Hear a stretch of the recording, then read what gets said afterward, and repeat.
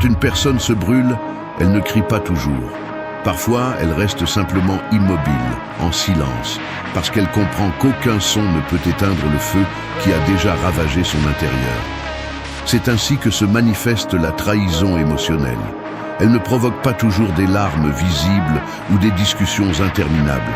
Parfois, elle éveille simplement une décision silencieuse, celle de partir sans se retourner. Beaucoup croient que celui qui se tait perd.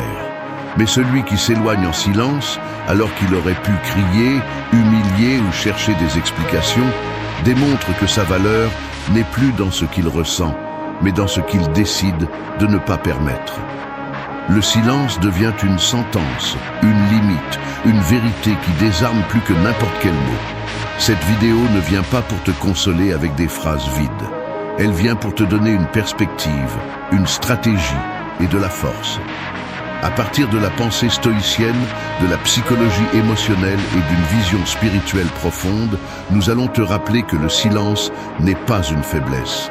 C'est la maîtrise de soi, c'est du courage, c'est de la sagesse et surtout, c'est du pouvoir.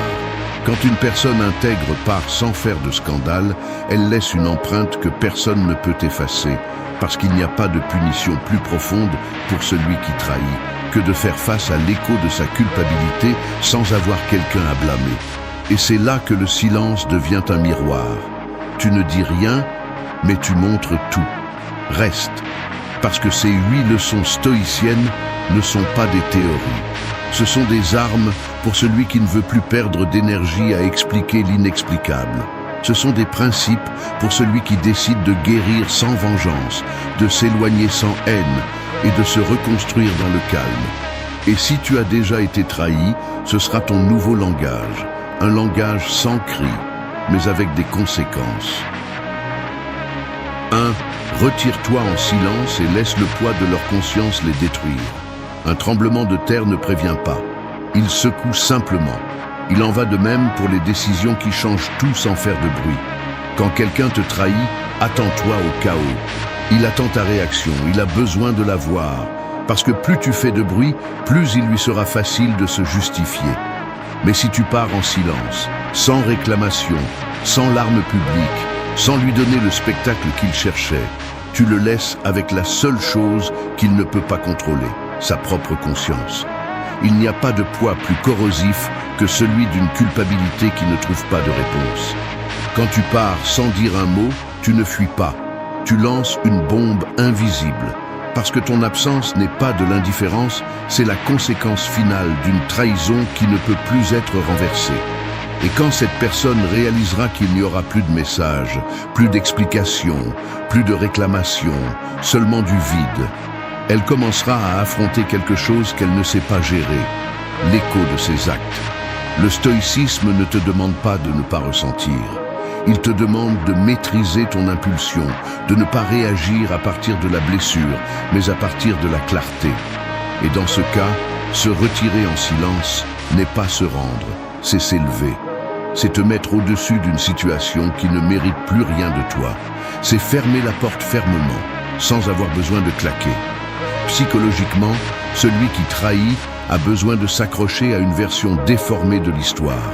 Si tu cries, réagis et fais du scandale, tu lui donnes des arguments. Mais si tu pars sans plus, tu le laisses pris dans son propre jugement, dans ses propres silences, dans sa propre culpabilité. Et là, dans cette prison invisible, tu n'as plus rien à faire, juste continuer ta vie. Ce n'est pas facile, parce que ça fait mal. Parce qu'une partie de toi veut des réponses, veut de la justice, veut lui faire comprendre tout ce qui t'a détruit. Mais c'est ce que ton ego veut, pas ton âme. Ton âme veut juste la paix. Et la paix ne se négocie pas avec celui qui t'a trahi. Elle se retrouve loin d'eux, en silence, et avec dignité. La force n'est pas dans le cri, elle est dans le savoir, quand se taire. Savoir que si quelqu'un n'a pas apprécié ton dévouement, tes mots ne feront pas la différence non plus. Le vrai pouvoir est de montrer que tu n'as pas besoin de faire du scandale pour partir, que tu peux te retirer calmement, avec présence, et laisser le temps faire son travail. Et tu sais ce qui est le plus fort? Celui qui part en silence, on ne l'oublie jamais. Parce que ce silence crie. Il crie dans la conscience de celui qui a échoué, dans les souvenirs qui ne peuvent pas être réécrits, dans les questions qui ne seront jamais répondues, et dans la leçon qui arrivera quand tu seras déjà loin, grandissant en paix. Alors, n'explique pas, ne justifie pas, ne demande pas qu'ils comprennent ce qu'ils n'ont pas su prendre soin. Retire-toi, mais fais-le bien.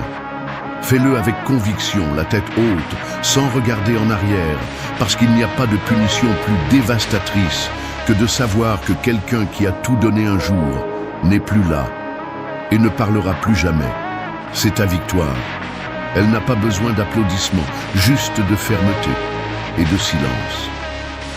2. Ton absence sera sa plus longue condamnation. Ton temps est comme un verre d'eau clair, plein d'énergie, de clarté et de direction. Mais chaque fois que tu dis oui à quelque chose que tu ne veux pas, c'est comme si tu laissais tomber une goutte d'encre dedans. Une demande sans sens, une faveur qui te dérange, une réunion qui ne t'apporte rien. Et ainsi, peu à peu, ce verre qui était le tien, transparent et pur, se trouble. Jusqu'à ce qu'un jour, tu ne vois plus rien. Et tu te demandes pourquoi tu es épuisé, pourquoi tu n'avances pas, pourquoi tu te sens vide. La réponse est là. Parce que tu as cédé trop. Parce que tu n'as pas su dire non. Nous vivons dans une société qui applaudit le complaisant, celui qui est toujours disponible, celui qui dit oui même s'il se brise à l'intérieur. On t'a appris que dire non c'est être égoïste, que poser des limites c'est être conflictuel, que te prioriser c'est faillir aux autres. Et tu l'as cru, parce que tu voulais t'intégrer, être aimé, éviter le rejet.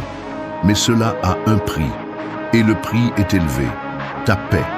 Le stoïcisme ne négocie pas avec cette perte.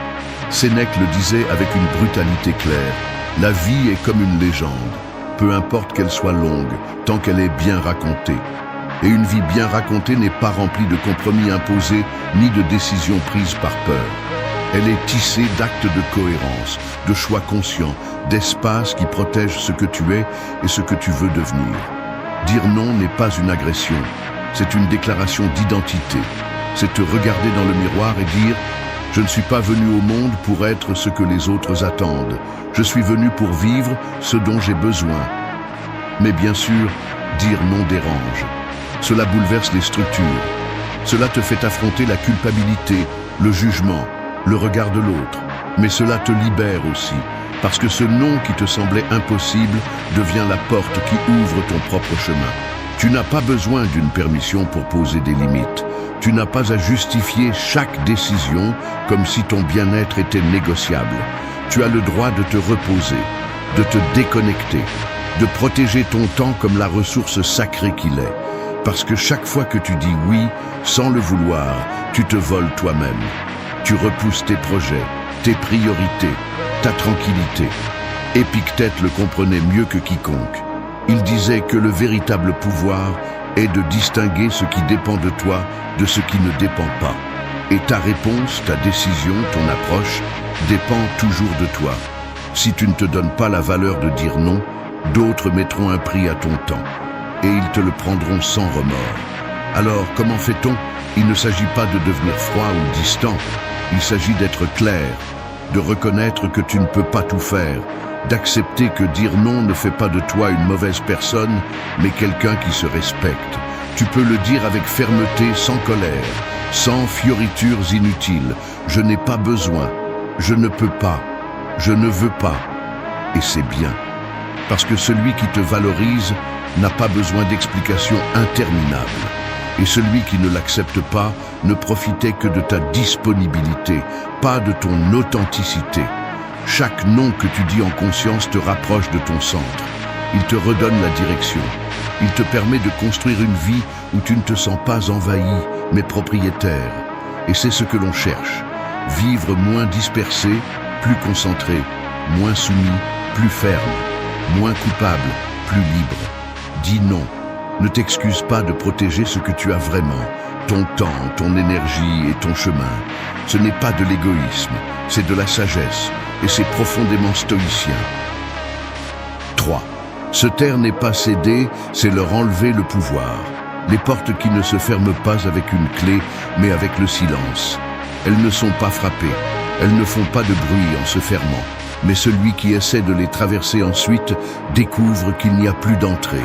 C'est ainsi que fonctionne la limite imposée par une personne qui a été blessée, mais qui ne se traîne pas, qui a été méprisée, mais qui ne cherche pas de validation, qui a été trahi, mais qui ne répond pas par des cris, mais par l'absence. Le silence, lorsqu'il est conscient, n'est ni une fuite, ni une façon de feindre la force. C'est une réponse ferme, mature et calculée. C'est la façon dont tu dis à l'autre « tu n'as plus de pouvoir sur moi ». Non pas parce que je ne pourrais pas parler, mais parce que j'ai choisi de ne pas m'épuiser. Et ce choix désarme plus que n'importe quel argument. Parce que le manipulateur, celui qui trahit, a besoin de conflit. Il se nourrit du drame, de tes paroles, de ta réaction. Mais s'il n'obtient rien, si tu ne réponds même pas avec rancœur, il reste seul, avec ce qu'il a fait. Ce type de limite ne s'impose pas par des menaces. Elle s'impose par des actions. Et la plus puissante est de se retirer et de garder le silence. Parce que pendant que l'autre attend tes explications pour les déformer, tu es déjà ailleurs, en train de guérir en paix, de récupérer ton énergie, de briser le cycle. Selon la philosophie stoïcienne, la maîtrise de soi n'est pas de nier la douleur, c'est de la gouverner. C'est ne pas permettre qu'une émotion dictée par la trahison détermine ton comportement. C'est reconnaître que tout ne mérite pas une réponse et que parfois le plus grand acte d'amour-propre est de ne rien dire. Parce que si tu parles, tu restes connecté. Mais si tu te tais, tu te libères. Et c'est la différence entre guérir et rester attaché. Psychologiquement, celui qui attend une réaction et ne l'obtient pas commence à se déstabiliser. Le silence devient une sorte de reflet qui montre ce qu'ils ne veulent pas voir, qu'ils n'ont plus aucun pouvoir sur toi. Et le plus fort n'est pas ça, c'est que tu n'as pas non plus besoin qu'ils comprennent. Tu as juste besoin d'être en paix avec toi-même. Ne confonds pas ton silence avec la faiblesse. Ne l'interprète pas comme si tu fuyais, parce que tu sais ce que tu fais. Tu mets en place une barrière invisible, mais définitive. Tu dis sans mots que tu ne comptes plus participer à un jeu émotionnel où tu étais le seul à perdre.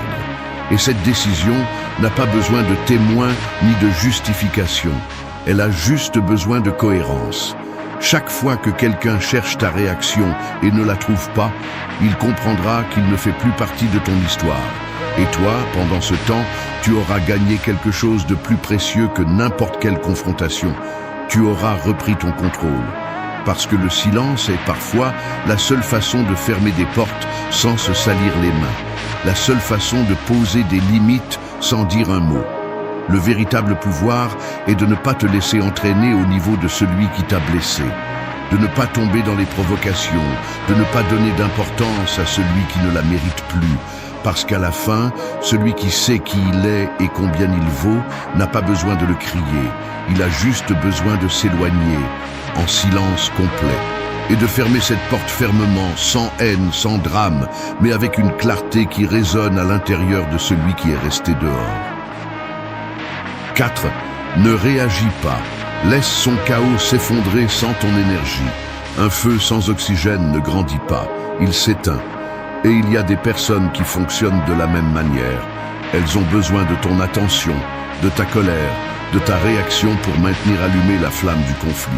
Mais si tu décides de ne pas répondre, de ne pas donner d'explication, de ne pas alimenter le feu, leur chaos se consume seul.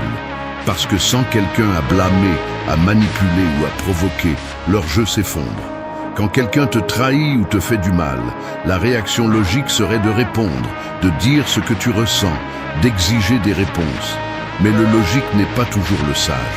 Et du point de vue stoïcien, il n'y a pas de plus grande preuve de force que de ne pas réagir à ceux qui cherchent précisément cela, ta faiblesse. Parce que celui qui trahit attend souvent ta colère pour justifier sa trahison, attend ta douleur pour soulager sa culpabilité, attend ta voix pour déformer tes paroles. Et toi, en le comprenant, tu peux prendre une décision différente. Ne pas entrer, ne pas expliquer, ne pas porter ce qui n'est pas à toi. L'esprit humain veut fermer des cercles, comprendre, donner une logique à ce qui a fait mal. Mais tout ce qui fait mal ne mérite pas d'être compris. Certaines personnes ne sont pas des énigmes que tu dois résoudre, ce sont des charges que tu dois lâcher. Et pour les lâcher, il ne faut pas une bataille, il faut une coupure nette. Le silence, non pas comme punition, mais comme protection. Parce que chaque mot que tu donnes à celui qui n'a pas l'intention d'écouter est une partie de ton énergie que tu perds. Et tu es en train de la récupérer. D'un point de vue psychologique, toute personne manipulatrice se nourrit du désordre qu'elle provoque.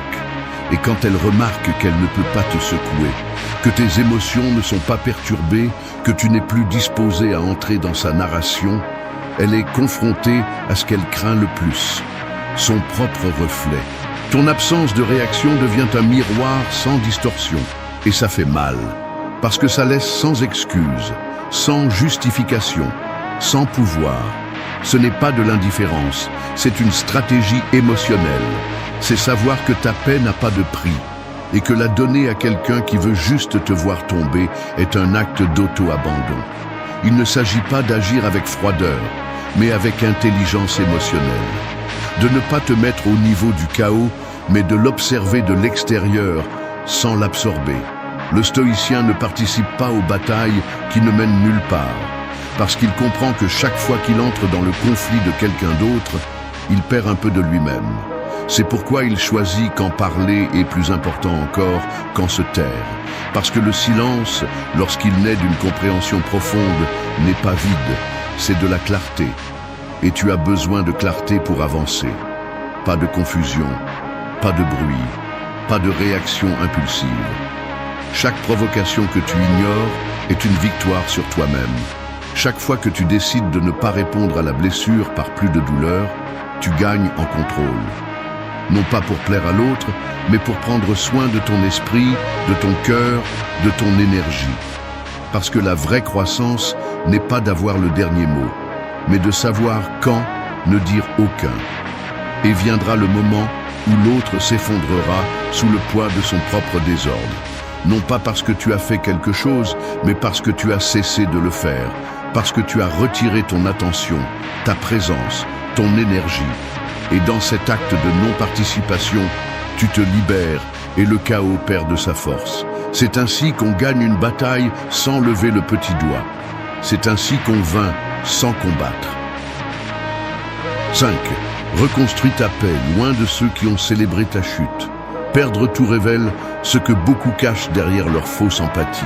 Il suffit de toucher le fond pour découvrir qui était vraiment avec toi et qui était seulement proche par commodité, par convenance ou par ego. Certains ne t'ont pas poussé directement, mais ils n'ont rien fait non plus quand ils t'ont vu tomber. Et le plus cruel est que, au fond, ils étaient heureux que tu trébuches. Parce qu'ainsi, tu ne brillais plus autant, tu ne menaçais plus leur médiocrité, tu ne les obligeais plus à faire face à leur propre manque de progrès. Rester près de personnes comme ça est un acte silencieux d'auto-trahison. C'est comme essayer de se reposer sur un champ de bataille. Ça ne sert à rien. Tu ne te reconstruis pas là où tu as été renversé avec des applaudissements déguisés en soutien. Tu ne fais plus confiance à ceux qui t'ont seulement embrassé après avoir vérifié que tu ne représentais plus une menace. Ta paix a besoin d'autres fondations. Ta nouvelle version ne peut pas cohabiter au même endroit où ils ont célébré ta version brisée. De la philosophie stoïcienne, l'environnement a un poids qui ne peut être ignoré. Sénèque l'a bien dit. Le sage prend soin de ce qu'il laisse entrer dans son âme, tout comme ce qu'il permet près de sa vie. T'entourer d'ombre pendant que tu cherches la lumière ne fait que retarder ton chemin. C'est pourquoi s'éloigner n'est pas un acte d'arrogance, c'est une déclaration de respect pour ton propre processus. La psychologie le soutient également. La régénération émotionnelle a besoin de sécurité. Et si l'atmosphère reste chargée de cynisme, de sarcasme déguisé en humour, de comparaison, d'envie passive ou d'indifférence camouflée en maturité, ton système nerveux le détecte. Tu ne peux pas le tromper. Ton corps, ton esprit, ton âme, tous savent que rester là te coûte plus que ce que tu gagnes. Se reconstruire n'est pas une vengeance, c'est une renaissance. Mais cette renaissance exige de l'espace, un environnement propre, Des gens qui ne te rappellent pas ce que tu étais, mais qui voient avec respect ce que tu es en train de créer. Tu n'as pas besoin de validation, mais de respect. Tu ne cherches pas d'applaudissements, mais un silence sacré pour ton évolution. Et ceux qui étaient prêts seulement pour assister à ton effondrement ne peuvent pas faire partie du nouveau cercle. La vraie paix ne se négocie pas avec celui qui ne te l'a jamais offerte. Ce n'est pas de la haine, c'est de l'intelligence émotionnelle. Parce que tu ne peux pas avancer en portant les mêmes pierres qui t'ont fait tomber. Et même si le détachement fait mal au début, il y a une immense liberté à lâcher le besoin d'être compris par ceux qui ont déjà montré qu'ils ne voulaient jamais te comprendre. Beaucoup diront que tu exagères, que ce n'était pas si grave, que tout le monde fait des erreurs. Mais tu connais la différence. Tu sais quand quelqu'un se trompe par erreur humaine et quand il le fait par commodité de te voir plus bas. Et cette différence est celle qui t'oblige à marquer une distance, non par rancœur, mais par santé. Reconstruire ta paix ne signifie pas fermer ton cœur, cela signifie le blinder. Il ne s'agit pas de vivre sur la défensive, mais de choisir consciemment qui mérite l'accès. Parce que l'âme a aussi des portes. Et tu décides qui laisser entrer et qui laisser dehors. Il ne s'agit pas de punir quelqu'un, il s'agit d'honorer ton processus. Fais ce pas avec fermeté, sans bruit, sans explication. Celui qui t'a célébré dans ta chute saura qu'il a été exclu, non par vengeance, mais par conséquence. Parce que lorsqu'un être humain décide de se relever, il n'est plus là pour divertir les ombres, ni partager sa guérison avec ceux qui ont profité de sa ruine. Il est là pour fleurir sur un autre terrain, un où la paix n'est pas un luxe, mais la norme. 6. Ne cherche pas de clôture là où il n'y avait que des portes brisées. Frapper à une porte qui n'existe plus ne fait que te briser les jointures. Non pas parce que tu manques de force, mais parce que tu insistes sur un lieu qui s'est déjà effondré. Les relations qui se terminent par trahison, abandon ou mépris laissent des décombres, pas des fins ordonnées. Et toi, aussi longtemps que tu cherches une explication, une conversation en suspens ou des excuses qui clôturent tout avec élégance, tu t'épuises en vain. Il y a des liens qui ne se terminent pas, ils s'effondrent. Et tu ne peux pas fermer ce qui n'a jamais été construit avec vérité. Le besoin de clôture naît souvent de l'illusion de contrôle. Nous voulons des réponses pour archiver l'histoire, pour comprendre, pour nommer ce que nous ressentons. Mais tout ne peut pas être expliqué, et tout ne mérite pas d'être compris. Insister pour trouver un sens à ce qui était incohérent dès le début est une façon de s'accrocher à la douleur. Non pas parce que tu le veux, mais parce que tu penses qu'il y a encore quelque chose à sauver. Et la vérité la plus dure, mais aussi la plus libératrice, est qu'il n'y a parfois rien. Du point de vue stoïcien, tu n'as pas besoin que tout s'emboîte parfaitement pour lâcher prise. Le sage n'attend pas que la vie lui donne des explications. Il observe les faits, accepte la réalité et agit en conséquence. Si quelqu'un est parti sans regarder en arrière, si quelqu'un t'a menti en te regardant dans les yeux, si quelqu'un a détruit ce que tu prenais soin d'eux, alors pourquoi continues-tu à essayer de construire une version pacifique d'une histoire qui a été une guerre dès le début? Ce n'est pas ton travail de donner de la cohérence aux actions de quelqu'un d'autre. Tu n'as pas besoin de justifier ses décisions, ni de trouver une logique à ce qui était clairement un manque de courage. Parfois, l'autre ne part pas parce qu'il est courageux, mais parce qu'il est incapable de faire face aux conséquences de ses actes. Et dans cet abandon déguisé en faim, tu continues à attendre une conversation qui n'arrivera jamais. La psychologie le confirme. Chercher une clôture chez celui qui t'a blessé est souvent une tentative désespérée d'éviter le deuil réel. Parce qu'accepter que tu n'auras pas cette conversation, ce « je suis désolé », cette dernière étreinte, signifie aussi accepter que tu as été remplacé, ignoré ou trahi sans raison. Et ça fait mal. Mais c'est cette douleur que tu dois traverser pour enfin te libérer. Tu n'as pas à clôturer quoi que ce soit avec la personne qui a tout brisé. La clôture se fait avec toi, en toi, dans ta décision de ne plus ouvrir de blessures avec des questions qui ne recevront jamais de réponse. Le silence de celui qui est parti en dit beaucoup plus que n'importe quel message pourrait expliquer. Et tu n'es pas obligé de continuer à interpréter ce silence comme un espace que tu dois remplir. Il n'y a pas de croissance là où tu insistes pour reculer. Et plus tu cherches des réponses chez celui qui n'a laissé que des vides, plus tu t'éloignes de ton propre équilibre. Parce que cette recherche, au fond, n'est pas pour la clarté, c'est pour l'espoir. Mais l'espoir mal dirigé devient un tourment. Et tu n'es pas là pour vivre tourmenté par ce qui n'a pas été. Ferme-le toi-même, pas avec des mots, pas avec un adieu parfait, mais avec une décision silencieuse, celle de ne pas insister, de ne pas demander, de ne pas chercher ce qui a déjà été perdu, celle d'accepter que même si la fin n'était pas juste, ta vie peut l'être à nouveau si tu arrêtes de regarder en arrière.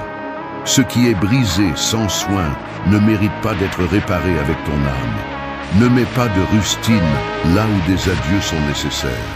N'attends plus à une porte qui a été abattue par quelqu'un qui n'a pas su apprécier ta présence. La clôture la plus digne ne nécessite pas de dialogue. Elle nécessite une action. Et l'action, cette fois, c'est de partir sans toucher à cette porte. 7. Le calme est ton cri le plus fort et ta vengeance la plus subtile. Peu de choses sont aussi déconcertantes que de regarder dans les yeux de quelqu'un qui espérait te voir détruit et de découvrir que tu es en paix. Cette expression de tranquillité si inattendue désarme. Car l'esprit de celui qui trahit se prépare au scandale, aux larmes, aux cris de reproche qui soulagent sa culpabilité. Mais quand il ne l'obtient pas, il commence à ressentir le véritable poids de ce qu'il a fait. Non pas à cause de tes paroles, mais à cause de ta sérénité. Garder son calme après une blessure profonde ne signifie pas que cela n'a pas fait mal. Cela signifie que tu n'es plus disposé à continuer à donner du pouvoir à celui qui t'a déçu. Cela signifie que tu as choisi de prioriser ton équilibre interne plutôt que de répondre depuis le chaos. Celui qui reste calme quand tout s'effondre n'est pas insensible, il est conscient. Il sait que la colère crie mais ne construit pas, que l'impulsion blesse mais ne répare pas, et que parfois la réponse la plus sûre est de ne rien répondre. La philosophie stoïcienne n'enseigne pas à feindre la paix. Elle enseigne à la créer à partir du contrôle absolu de soi-même. Non pas parce que tu es obligé de maintenir une image, mais parce que tu comprends que celui qui maîtrise ses émotions maîtrise son destin. Et face à une trahison, la réaction la plus puissante n'est pas d'attaquer, c'est de ne pas permettre que cette trahison t'entraîne au même niveau d'obscurité. Le mal ne s'efface pas avec des mots. Tu n'as pas besoin d'exiger des excuses ni des preuves de repentir. Celui qui t'a trahi sait déjà ce qu'il a fait. Mais si tu parviens à garder ton centre, si tu choisis le silence, si tu décides de ne pas te rabaisser à supplier la justice là où il n'y avait pas d'empathie, tu mets une distance émotionnelle impossible à ignorer. Cette distance dérange plus que toute réclamation. Du point de vue de la psychologie, ce calme crée une dissonance brutale chez celui qui t'a fait du mal. Il s'attendait à une scène, il s'attendait à tes émotions débordantes, mais maintenant il voit de la fermeté, de la sérénité, absence de besoin. Et cela, pour celui qui vit du conflit, est intolérable. Parce que ta paix confirme sa culpabilité, parce que ton silence ne lui donne pas de place pour justifier ses actes, parce que tu n'as pas réagi, et en ne le faisant pas, tu l'as exposé. Tu sais ce que tu vaux. Tu n'as pas besoin de te valider au milieu du drame. Tu n'as pas non plus besoin de perdre ta dignité pour montrer combien cela t'a fait mal. Parce que tu as déjà appris que crier n'est pas guérir, que discuter n'est pas guérir, que gagner le dernier mot n'est pas guérir. Guérir, c'est respirer, faire demi-tour et ne pas revenir. Guérir, c'est se taire sans rien cacher, simplement parce que tu as compris que ton énergie est sacrée, qu'ils se souviennent de leur propre conscience, pas de tes paroles, qu'ils te regrettent pour la paix qu'ils n'ont plus maintenant, qu'ils pensent à toi chaque fois qu'ils essaient de justifier leurs décisions et qu'ils n'y parviennent pas, parce que celui qui agit avec calme ne le fait pas pour punir, il le fait pour se libérer, pour briser le cycle, pour terminer l'histoire avec dignité. Garde ton silence, marche sans bruit, Respire profondément chaque fois que ton orgueil veut parler, parce que chaque fois que tu choisis l'autocontrôle, tu fais un pas de plus vers ta liberté. La vengeance ne se serre plus froide.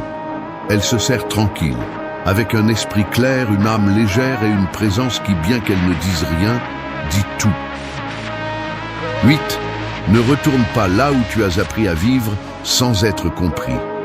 Retourner à un endroit où tu as été ignoré, où ta voix n'a jamais été entendue, où ton essence a été traitée comme trop ou pas assez, c'est comme essayer de respirer dans un espace qui a déjà consommé tout ton oxygène. Peu importe combien tu essaies, tu auras toujours l'impression qu'il manque quelque chose. Parce que ce qui manquait n'était pas l'amour, c'était la compréhension. Et quand une âme n'est pas comprise, elle commence à s'éteindre peu à peu jusqu'à ce qu'elle se rende compte qu'elle n'a pas besoin de convaincre qui que ce soit pour briller. Demander à être compris n'est pas une faiblesse, c'est un besoin humain. Mais te traîner pour l'obtenir dans des endroits où tu as toujours été regardé avec des yeux de jugement, c'est une erreur que tu ne peux plus continuer à répéter. Parce que chaque fois que tu reviens, tu donnes des parties de toi que tu as eu du mal à récupérer. Chaque fois que tu franchis la même porte avec l'espoir que cette fois sera différente, tu laisses les autres définir ta valeur. Et ce n'est pas de la croissance, c'est un recul déguisé en espoir. Selon la philosophie stoïcienne, une fois que l'âme a trouvé son centre, elle ne cherche plus l'équilibre chez ceux qui ne lui ont offert que le chaos. Le sage ne s'arrête pas pour convaincre, il s'arrête pour observer. Et s'il découvre en observant que cet endroit n'a pas de place pour son essence, il part sans haine, mais aussi sans retour. Parce que la véritable croissance ne se produit pas dans des espaces qui ne te tolèrent que lorsque tu te conformes à ce qu'ils attendent de toi. La psychologie est claire, insister sur des liens où tu n'as jamais été vraiment vu affaiblit l'estime de soi, érode ton identité et te conditionne à vivre avec un masque permanent. Tu finis par te modeler pour t'intégrer, pour éviter les conflits, pour te sentir accepté. Mais cette acceptation qui exige que tu cesses d'être toi n'est pas de l'acceptation, c'est de l'annulation. Tu n'es plus là pour supplier qu'on te comprenne. Tu n'es pas là pour rester silencieux pendant que les autres interprètent ton silence comme une faiblesse. Tu n'es pas là pour expliquer encore et encore ta sensibilité, ton intensité, ta façon de ressentir. Tu as appris à vivre avec toi-même, à t'écouter, à te soutenir. Et personne qui n'a pas su le faire avec toi ne mérite de reprendre sa place dans ta nouvelle version. Celui qui ne t'a pas compris quand tu étais réel ne mérite pas une seconde chance pour t'ignorer à nouveau, maintenant que tu es plus fort. Parce qu'il ne s'agit pas de rancune, il s'agit de respect. Respect pour le processus que tu as vécu, pour la douleur que tu as surmontée en silence, pour les cicatrices qui t'ont rappelé qui tu es et pour la tranquillité que tu as eu tant de mal à construire. Fermer des portes n'est pas de l'amertume, c'est de la clarté. C'est comprendre que si un endroit ne savait pas te valoriser quand tu étais brisé, il le fera encore moins maintenant que tu es entier. C'est reconnaître que le chemin du retour n'existe plus, non pas parce que tu l'as détruit, mais parce que tu l'as perdu, en essayant de te faire comprendre. Et dans cette perte, tu t'es trouvé. Ne retourne pas là où tu as appris à marcher seul. Ne t'assieds pas à des tables où tu n'as jamais été le bienvenu. Ne rabaisse pas ta croissance pour t'intégrer dans de vieux moules. Parce que tout ce que tu construis maintenant mérite du respect, mérite de la profondeur, mérite un amour authentique. Celui qui n'a pas su te lire quand tu t'es ouvert ne mérite pas tes nouvelles pages. Tu as appris à vivre sans cette compréhension et dans cet apprentissage, tu as trouvé quelque chose de plus grand que l'approbation. Tu as trouvé la liberté. Ne reviens pas, n'explique pas, ne brise pas ta paix pour la nostalgie. Parce que cette fois, ce que tu laisses derrière toi n'est plus ta maison, c'est ton passé. Et tu n'es pas fait pour vivre dans ce que tu as déjà surmonté. Tu es fait pour continuer, en silence si nécessaire, mais avec l'âme intacte. Merci d'être resté jusqu'à la fin de la vidéo. Si vous avez tout vu, commentez « Je suis stoïcien » comme notre signe secret, indiquant que vous êtes un véritable apprenant du stoïcisme. N'oubliez pas de vous abonner et de liker la vidéo si elle vous a plu. Rendez-vous dans la prochaine vidéo et rappelez-vous, Continuez à cultiver votre esprit stoïque. Si vous avez aimé la vidéo, abonnez-vous à Stoïcavi. Chaque jour, un nouveau sujet et une nouvelle pensée pour vous accompagner. Votre soutien nous fait avancer